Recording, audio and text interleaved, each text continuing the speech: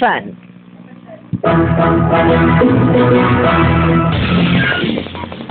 Sa kabila ng mga babala na mag-ingat sa paglaro ng Pokemon Go, kaliwat ka na naman ang viral videos ng mga kakatuwang eksena sa paghuli ng mga Pokemon characters.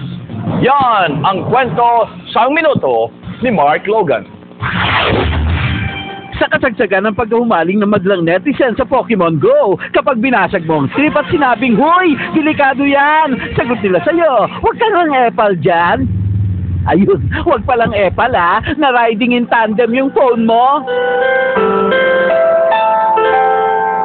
Siyempre, nauna to sa Amerika. Andun yung pinakamaganda sa balat ng lupa. Mauunahan mo ba siya? Can I take a picture with you?